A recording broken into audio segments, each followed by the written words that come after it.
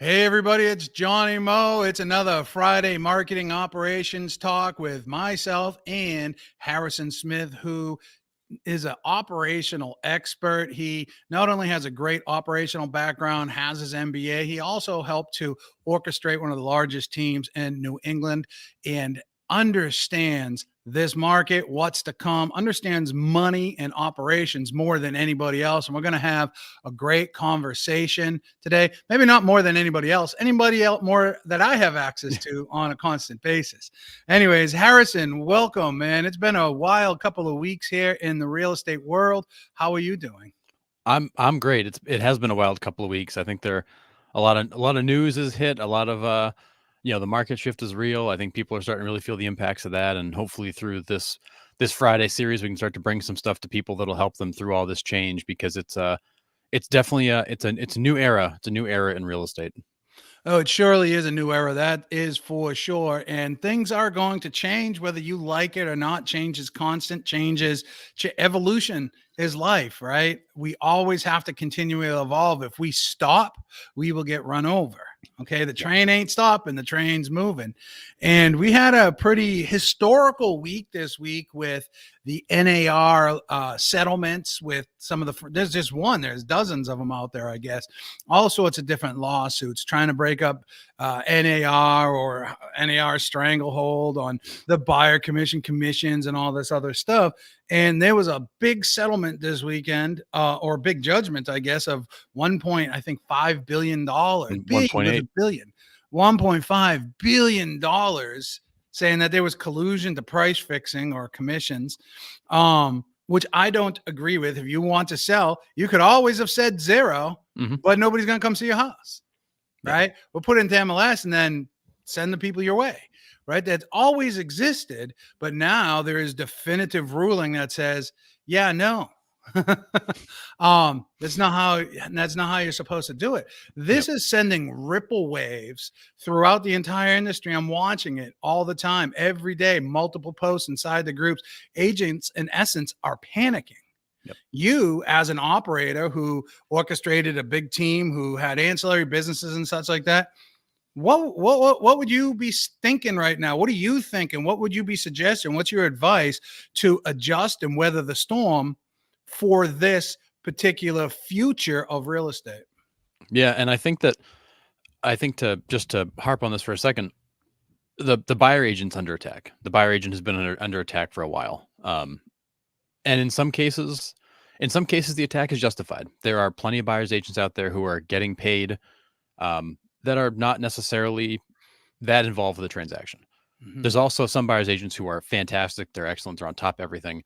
But having been on the listing side a lot, having been on the team that was heavy on the listing side, you see the difference. And I think the public is saying, look, we understand that the buyer's agent is important, but we don't feel like we should have to pay for them to negotiate against us and work against us when we don't really see the value they bring. And I think that it goes back to what we've talked about a lot, Johnny Mo, which is, as an agent, how are you showing value? And this really is an attack on our value because honestly, as an industry, we've not done a good job showing value. We have, especially the last few years, put a sign in the yard and it sells. Put a sign in the yard and it sells. And from many listing agents, you can make the same argument. You're signing a listing, putting a sign in the yard, letting the buyer's agents do the work, and you're paying them for it. So have sellers been required to pay for buyers agents all along? No, but the way that we co-broke and all that has set that up. So what in all this, what it says is that the buyer's agent's under attack, and it is more important than ever that you as an agent can demonstrate your value, prepare your clients for what that costs, but more importantly, we've always said how important listings are. Listings are now more important than ever because the seller is still going to pay for representation. You're not going to sell your house without it. You're not going to see a bunch of FISBOs pop up all of a sudden because of this ruling. That won't change. What might change is how much you co-broke to the buyer side. Now, what I will say is that as when I sit down with a client and take a listing, I always explain to them how the commission works. And I explain to them that we want to offer something to the buyer side to attract them to the property. It makes it more attractive to the property because if you don't offer them anything, the buyer's just going to offer you less money because they've got to pay it out of pocket. So this all comes down to listings are key, but being able to have that conversation about compensation with your client, that most agents just blow past because they don't want to say it, or buyer's agents are free. We love to say buyer's agents are free, which they're not. It's all built into the price of the house. It's really changing that conversation to make sure that you're being transparent and you are actually informing your client of how this works. You touched on something there that I have to 100% agree with. Guilty of it myself, especially in the beginning, is the commission talk is uncomfortable.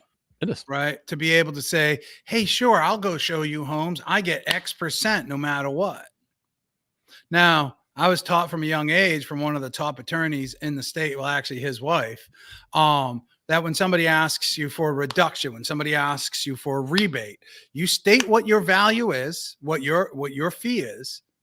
And if they ask for a reduction, if they ask for a rebate, if they ask for any of that, the simple answer is no. No.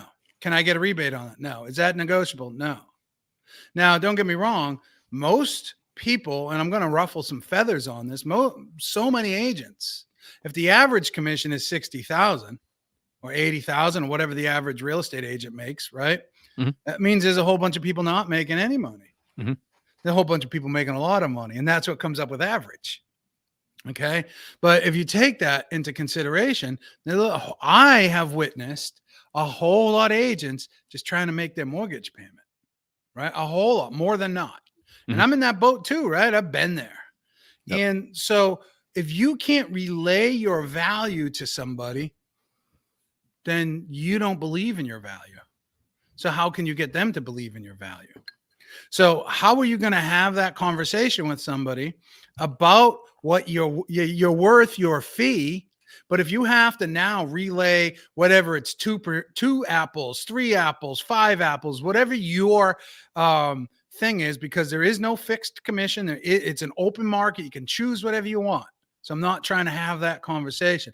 Whatever the number is that you decide you want to choose, you have to convince the other person. Yep. Now, it's not that the buyer agent was free. There was just an amount offered by the listing agent, by the seller, that if you brought a buyer, that we're offering this amount out. And the thing that baffles me about this lawsuit, and quite frankly pisses me off, is if you call any for sale by owner and say, will you compensate if I bring the buyer? I have never had one tell me no. Right. So many of them will just say, yeah, sure. What's the issue with this lawsuit? Because we live in this litigious world. Got to protect the consumer. I don't think that it was ever relayed properly. I do think that you have to share something to be in MLS is the problem.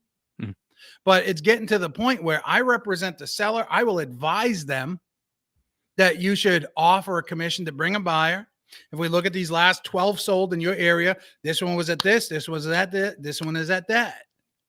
This one closing. I do these spreadsheets and I can show them what the average commission has been, what average days on market for each one is. Anybody can do it. I'm not sharing my spreadsheet with you. Be creative and create your own because it's not hard. No.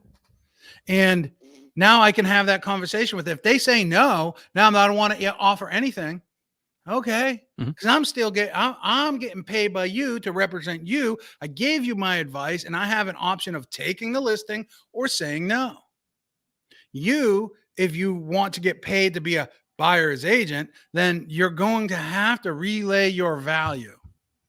And I think that's the hardest part for most people is exactly that. Because the value that I see so many making on social media, sold another one. Who can I help now? Goal to help 50 families. I hate that. I despise that. I don't like it. That's not me. That's not how I market. If that's you, that's cool. Be you. That's not me. I don't want to do it that way. Right. Right. I had somebody reach out to me recently, saw my videos out in California. I took them out Tuesday. We looked at 5 properties. $855 was the cheapest. $980 was the highest. We went and we looked at 5 properties. We had lunch. We had a good old time. He's an editor, worked on big films. He's a creator. He got ADHD. I got ADHD. Not as bad as him. He's off the chart. And we sat there and had great conversation. I learned a lot. And what he told me before he even came out is I can't possibly work with another person because there's nobody doing the videos like you're doing. He goes, I saw you eating some goody yum yums, because that's what I say in a lot of my Oh, yeah. things. He said, I saw you eating some goody yum yums. Then I went to your YouTube channel and I saw town tours and everything else like that. And I said, this is the guy that I have to work with. So I don't even have to have the conversation with him. He's already believing in me. Mm-hmm. That belief, I think, begins before you even have the initial conversation with somebody. So I'd ask again, how are you providing value to the community?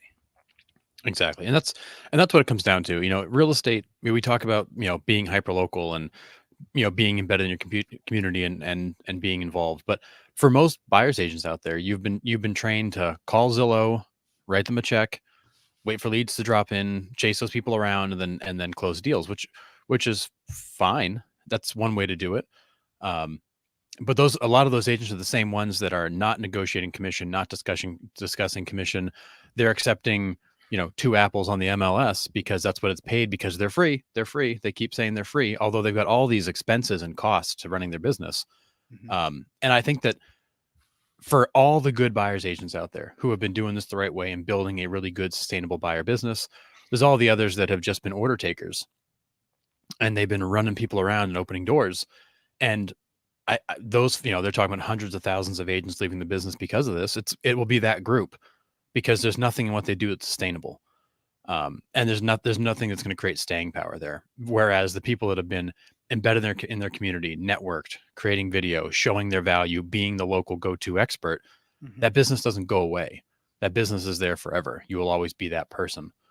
So really now more than ever, it's important that you are the go-to local expert. You're standing out. You're embedded in your community. You're highly networked, because you will have to have those relationships. Because even Zillow is saying this is going to put and I think that's why Zillow went out and has been working to buy things like Follow Up Boss, and Zillow is going to become their own brokerage, because at some point nobody's going to want their buyer leads, because nobody's going to want buyers, because it's going to be hard to get paid. So we are seeing a shift in the industry where you're going to see that sort of agent that's been relying upon somebody else to do their work will struggle. I think you will see Zillow become a real competitor of ours, because they're going to have to be, because you can't live off selling buyer leads to people that don't want them anymore. So it's definitely one of those situations where I'm not going to change how I talk to sellers. I'm still going to want to offer something to the buyer side, but they may say no. And other agents may not even have that conversation for fear of losing a listing. So, now as a buyer, you're now further relying upon the listing agent to try to take care of you. So you need to be taking control of your business right now. You need to be in the driver's seat. You need to be having those conversations, being highly networked, being the go-to local person, because the way this business is conducted is going to have to change. Impact over income says it right up here somewhere. Yep. You knowing that the interest rates are higher now than they were a year ago, knowing that we are in a weird time. I just want to say that we're in a weird time where things are still moving. Interest rates are high. There's a lack of inventory, but things are still moving. Mm-hmm. And something that my friend told me that I just showed homes to, he said, and this is going to be the difference between, I don't want to say the haves or the have-nots, but the getting buys, and they're using, whatever they can to get into the house, and those that are at a more mature state of life. These people were 50 in their later 50s. Okay. Mm-hmm. So they've had their life to save, to invest, and everything else like that. Been in the same house in California for 15 years. Right. So they definitely have equity, and they're in a great equity position. He told me, I don't give a shit what the interest rate is. I'm going to sell that house. I'm going to put that down on this house. My payment's going to be the same. Yep. So interest rate to some people don't matter. And I see a lot of people running around fearful of the interest rate, saying, oh my God, my people have been priced out of the home and stuff like that. And that's real. Mm-hmm. But what advice could you give an agent, knowing that, hey, listen, we're in this unique period of time. Nobody knows what tomorrow is going to bring. Everybody said we're going to crash and all these foreclosures are coming. Somebody said Fannie Mae released $19 million in non-performing properties.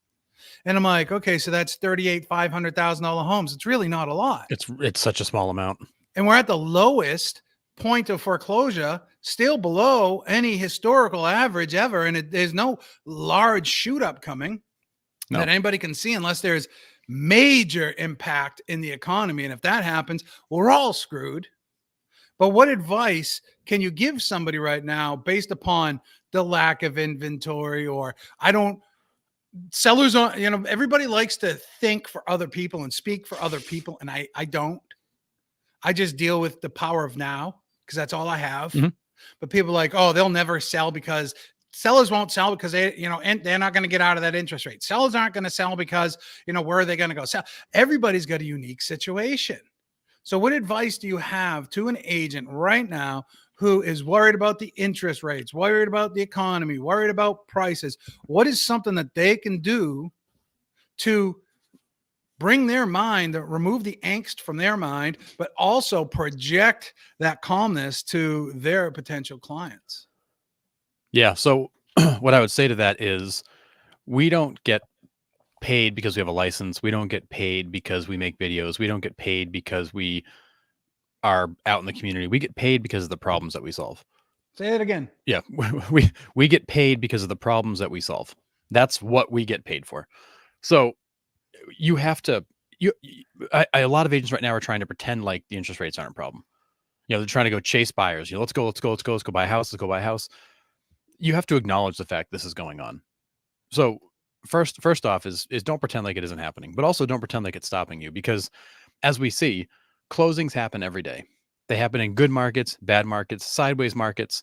You know, people are growing families, they're downsizing, they're moving for jobs. Like, people are moving.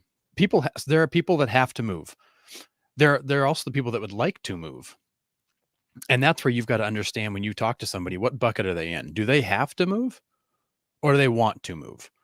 Because that's a totally different level of motivation. So in this market, people keep saying it's a skills market, and it is. It's really more of a can you find the motivated people? What is their motivation? Do they really have to do something, or do they just want to do something? Are you interested, or are you committed? Back to that same concept.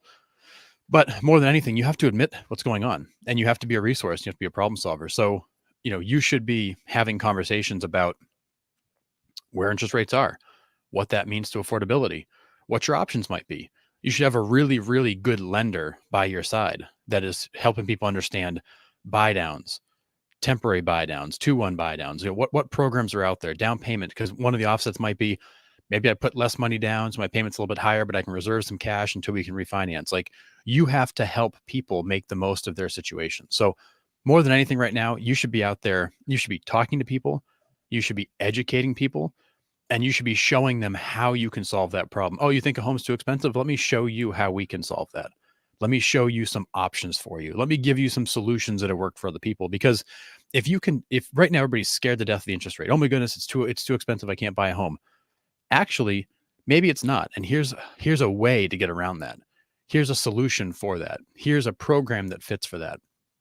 If you continue to pretend like interest rates are stopping the market, you're missing all the other people out there doing business, because what they're showing people is, yeah, interest rates are high. I get it, but we can solve that. We've got programs. We've got ways we can manage your cash. We got ways we can help you handle your budget. You have all kinds of options at your disposal, but if you're not sharing those and showing people that you can solve that problem, and giving them the comfort level that you will not put them in a situation that is bad for them, you'll be good. But you have to be educating. You have to be informing right now. More than anything, you need to show your expertise, but also show the people you surround yourself with that have that expertise to solve that problem. Because it is, in almost every situation where somebody feels like they need to or really want to do something, there is a solution for them. You just have to show it to them. So what you're saying is to make memes and videos that say, marry the house, date the rate. No? Is that No, a good no, I mean, strategy? no. I No, I hate, mean, I despise it's that. I mean, I love the premise of the saying, but it's so we're all done with it. Everybody's done with it. Everybody's done. And that's our industry. And I joke about it a lot. And I know that I'm semi the contrarian of the industry, but, it's just funny that when somebody comes out with something, then all of a sudden everybody's like, the birds from Nemo, mine, mine, mine. They all start saying it. I'm like, oh God. That's why here's the thing. You talked about solutions and the market and things, right? I want to broaden everybody's horizon just a little bit. And what I'm about to say isn't brain science. So Johnny Moe's not no brilliant expert.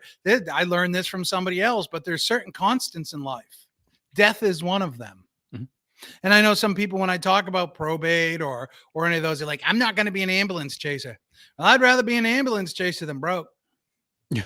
out of business. Yeah. Right. And again, you're providing a service. And if you're coming into it just to get a sale, I can see how that could look tacky. But if you approach it with, do you need any help? I've been there. We closed down my parents' estate in Florida. Right. Mhm. Having Nikki Klein help us down there and take care of everything was a godsend. Right. Yep. I knew Nikki. I referred our estate to Nikki to handle that sale. But having somebody being able to reach out and to say, hey, listen, I'm sorry about your loss, Tom, Mary, whoever you're talking to, but do you need any help with any contractors, clean out, paint out people? I can give you a list of people if you tell me what you need. And if you need any help with your real estate, I'll be more than happy to help you guys. That way we can stop all the realtor calls and everything else like that. You approach it with empathy. And I think that's one of the things that this industry misses is EQ.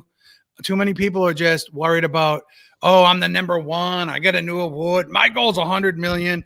A lot of self-serving goals. And I'm not saying anything's wrong with that. You do you. Mhm.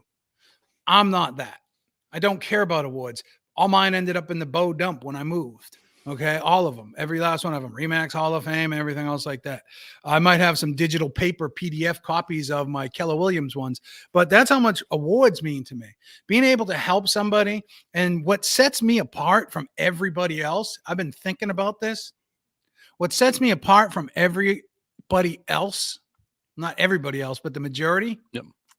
when people ask me, why should I hire you? What makes you different? I listen. Nothing more. I listen. Too many people are hearing, right? They're not listening. They're hearing. They're hearing the words, but hearing is physical and listening is psychological.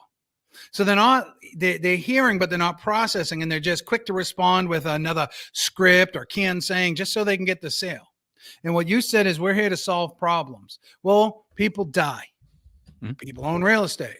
The problem is, how can I help you dispose of that with white gloves and empathy so you can get on with whatever it is you need to get on with? Right? Diapers is another one. People always having babies, needing blended families, needing bigger homes. Downsizing is another one. There's an agent, Ron. I can never say Ron's last name, to Josky or something. And he's been in the same market his whole life. And he markets to downsizers. And he's got his ad is the big home with an arrow to the little home. And it's like, we've helped these people this year downsize. So he's got his shtick, he's got Mhm. his thing. And if you're downsizing, if you're 65 years old and you're downsizing, you might not be worried about the rate, because you're going to have plenty of equity in your home if you haven't taken it all out like most America has. But you're going to be able to put a large, significant amount of money down. And now all of a sudden it's a lateral move, or if not even a savings of a move, but it's a quality of life enhancement. Yep. And see, quality life of enhancement is a word, a phrase that I think you should get accustomed to. I provide quality of life enhancements. What do you do? I sell homes with the number one team in the area. Nobody cares. No, you lost them. You lost them. When you make it about you, you've lost them. Mm-hmm. And one thing I will say, I did a webinar this week with Jonky Patel in the Leverage Through People group, talking about video. And I was trying to explain to her that one of the things that we forget as agents, because we're so programmed to go, we just want to buy the Zillow leads. When you are hyper local and you are focused on content, you can actually beat Zillow at their own game. So in the situation like you just talked about, Johnny Mo, with somebody's having a baby, you don't know, the only people that know they're pregnant are the immediate family. So unless those people refer them to you early on in the process, you don't know where they're at. But when they start going on to Google and searching best school districts in this town, or best neighborhoods, or best pediatricians, when they start searching for those things long before they're planning on making a move, long before they're calling an agent, if you have delivered that information to them in a way that they find it, now all of a sudden, kind of like your person coming from California, now you've actually beaten Zillow at their own game, because Zillow is not going to have anything about the best schools in your town, because that's too local for a company that size. But you'll have that information. You'll have everything for that town.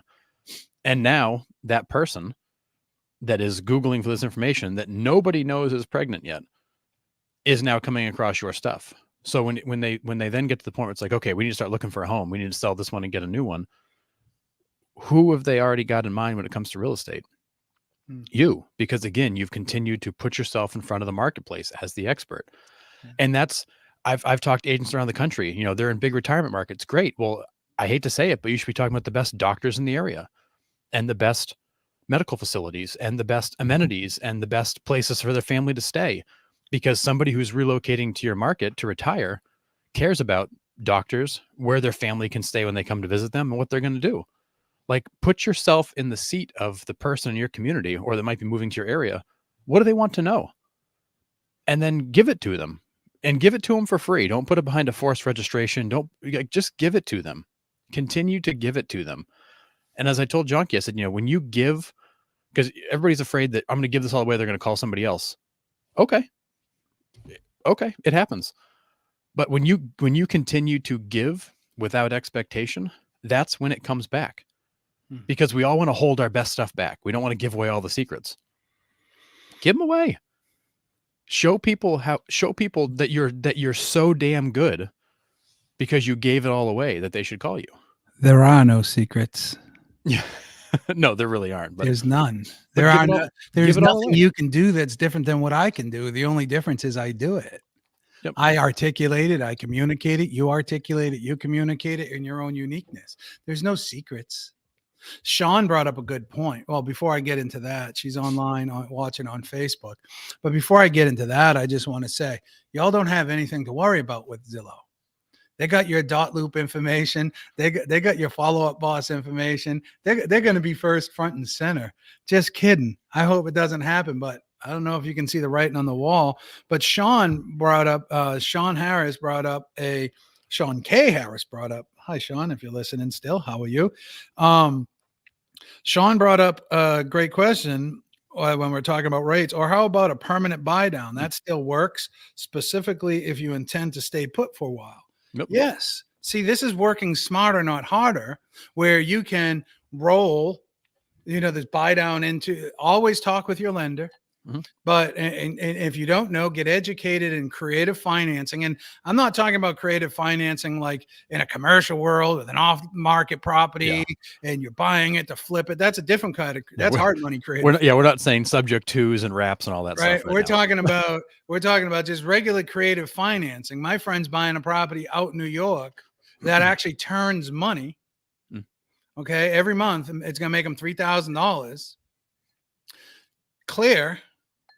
He's buying that property for 1% out of his pocket. And the day that he closes, he will be given $24,000 in rents and security deposits. The next month's rents are due and all this other stuff, right?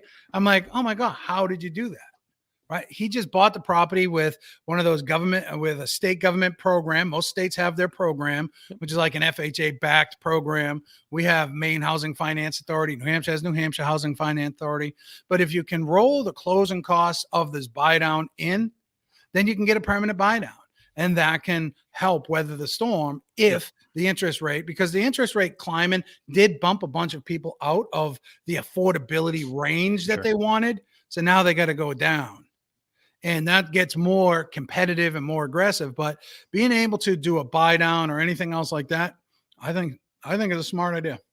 Yeah, and I think the permanent buy down for some people is the right solution. The temporary buy down might be good for others because they may want to refinance down the road. But I think it's important to explain to people that if they're currently a renter, they don't have this as an offset. But if they're selling a home, they're going to be selling at the highest price the house has ever been at. They've created more equity in the last 3 years than probably anybody has in the last 20. They've got so much equity in the house that maybe you should need to take some of that money, set it aside, and buy that rate down. Because if you can get that rate down into the 5s, which might be the best you get in a year or two, well, you're already there. You can enjoy that benefit right now. But I do think that, again, it comes down to, when you're talking to people, what is the menu of options? Here's some programs. Here's some temporary buy downs. Here's some permanent buy downs. And oh, by the way, here is my preferred lender who is great that can walk you through all this stuff. And that's where having that lender that you work closely with, that you have that trust with, rather than just having them go to Rocket Mortgage or somebody like that, not to pick on Rocket Mortgage, but it's Rocket Mortgage. Having that person locally who they can actually go sit down face to face with, have that consultation, have somebody who's actually looking out for them is so important, because if you've got a great strategy but no lender that can actually execute it, then it's not worth anything. You should be working very closely with your lender to make sure you have the latest rates, latest programs, latest options, so you can at least speak to them and then steer them to them when the time is right. Because you do not want to be out there trying to guess at what's going on or trying to come up with a solution when you don't have any. Well, that's the thing too. I think the most educated person is the best person to be in this particular kind of market and this kind of environment, because the educated person goes back to the very beginning of what we said. The educated person solves problems, and you are problem solver. They want to buy this house. It's a little bit too much money. Yep. You got to bring an expert in who understands the money. Correct. And let's put this together. And that's why having a lender on your team. I heard a great video the other day by somebody that I know locally. And he said, let's talk about kickbacks. Do they exist? If we recommend you to a mortgage person, a title company, an inspector, we're not getting a kickback on that. We can't. It's illegal. We could use our license. Yep. The reason we're giving that recommendation is because we know and trust them, where we don't know some of these other people. So we cannot validate whether they're giving you the best information or not. But I know when I give you to this lender, he's going to give you, or she's going to give you, the best information possible.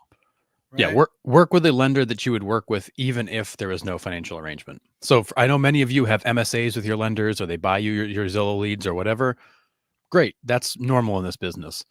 But make sure the person you're using isn't just the first person that wrote you a check. It's actually the person that's going to get the job done for you. Because ultimately, if you don't have a great lender in your network, clients will see that and you will lose business because of it. Mm-hmm.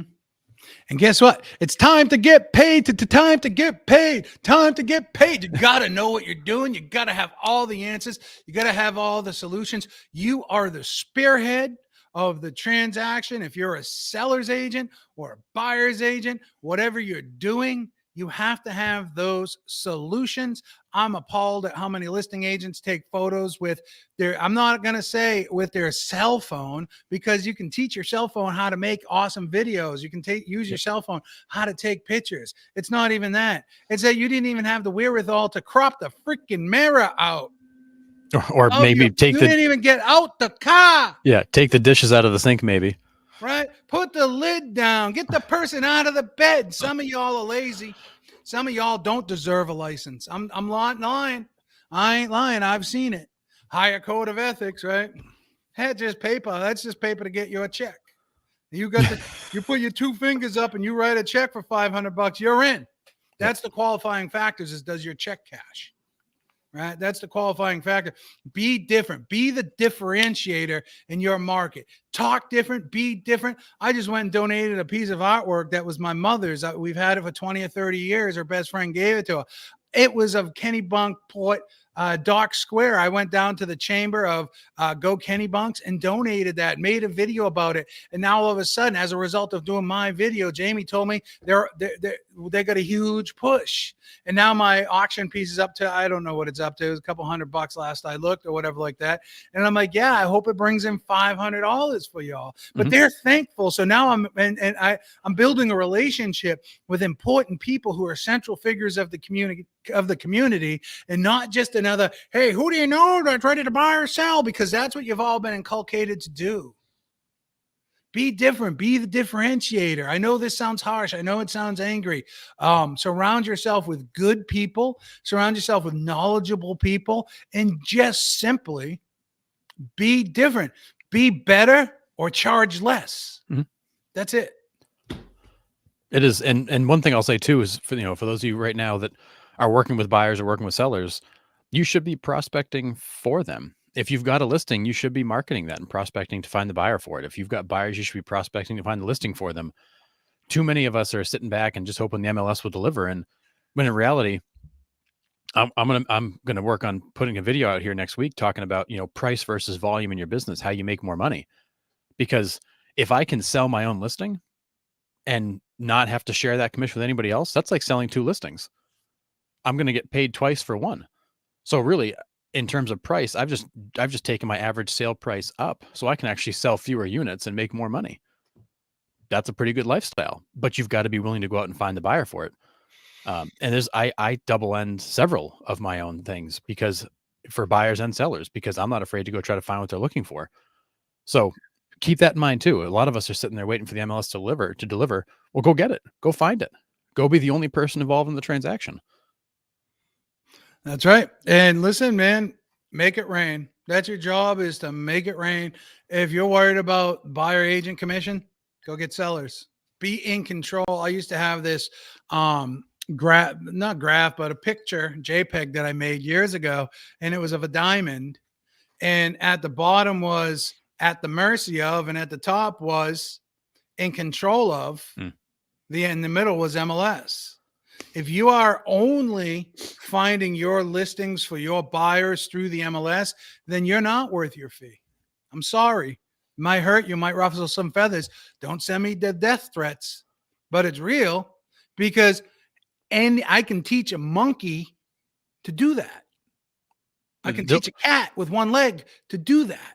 I mean, that's honestly, not Zillow being a buyer's agent. No, Zillow and Redfin will do that for them. They don't need you for that. Go find them a home. Let me tell you, before we go, we're going to close it out because we're at 36. I don't want these to be too long. We're at 36 minutes. So I'm going to close it out with this, and then you'll get the final notes. I remember, I think it was 2015 or so, I was using Cole Realty Resources data. I had somebody that wanted to sell their home. Interesting enough, there was another agent in my office who sold them that home, who got mad that I listed their home, but she wasn't doing the job. Right? She didn't stay in touch with them. She didn't reach out to them. And they said, we would love to sell our home. It's on a busy road. It's in Goffstown, but we want to stay on this side of the river. Okay. Understand, New Hampshire don't have these big, huge neighborhoods. Our neighborhoods are 25 houses. Right? So what I did was I found 4 or 5 or 6 of the neighborhoods that existed on that side of the town that were newer, that were colonials, that were 2,500 square feet, that ticked all the boxes, cul-de-sac, all that stuff. And I emailed them. I extracted the data from Cole Realty Resources. I called, I emailed, I sent out letters, and I got a phone call and I got an email back, one from the husband, one from the wife. They said, yeah, we'd be interested in selling, because my shtick was, I have somebody that wants to buy in your neighborhood. If you're thinking about selling, we can facilitate a sale, save you on commissions and the headache of getting your home ready for market. So that's exactly what we did. So I was able to sell them that side. I only took one side because I said I was saving them commission. I only took one side, and I sold their house. So I got a second side. So it was 350, 300, 600. Now this was years ago, so these prices were much higher. Now I would be talking about that house would probably be 500 and probably 650, somewhere around there, which blows my mind. But you're talking about a significant amount of business. And if my goal is to do 20 deals a year, I hate the word deals. If my goal is to do 20 transactions per year, I'm 10% there on this, right? Because two sides divided by 20 is 10%. So I'm 10% to my goal just on this, because why? I prospected for the seller to find their next home that they can move to. Yeah. You want to answer the question of where will I go? I'll find it. I'll find you where to go. Find it where to go. And I'd much rather work in that situation than the never-ending people coming in that you're trying to convert. Yeah, it's amazing when you find them a property off market, how they're not competing in multiple offers. If you're tired as a buyer's agent of writing offers in all these multiple offer places that you're losing, well, go find them a house and write one offer. You'll be the only offer there because nobody even knows the house is available but you. 1 minute closing thoughts. Give it. 1 minute closing thoughts. So real quick, this is the time more than ever that what you should be doing should be generating conversations. So more than anything, what you should be doing, whether it's social media, whether it's video, whether it's networking, whatever, just generate conversations. Get into conversation with people, because from there, you're going to hear what's going on, what they're thinking, what their concerns are, what their fears are, which now helps you identify what you need to be talking about. But more importantly, you can also start to show people how those problems they feel like they have or fears they may have can be solved. Because ultimately, like I said, we get paid for the problems that we solve. So get conversation started. listen to what their fears and concerns are, have solutions to their problem, show them that there is a way. And that's where you'll differentiate yourself. And that's where you'll find business right now. If you're just waiting for the MLS to deliver or hoping that Zillow sends you more leads, it's going to be a very, very cold winter. It's going to be a very cold winter. And if you want to find Harrison Smith and what Harrison's doing, you can head over to the evolutionmediagroup.com, or what's the other website you have? evolutionctc.com? Evolution CTC. Yeah. If you want to learn about, lead generation, ancillary businesses, I do a lot of coaching and training through that. And if you want to continue this conversation, see what we're doing, head over to Facebook, go to the Real Estate Community Leaders Facebook group and join in the conversation. Until next time, thank you, Harrison, for being here. If you're listening, thank you for listening. Peace out. See ya.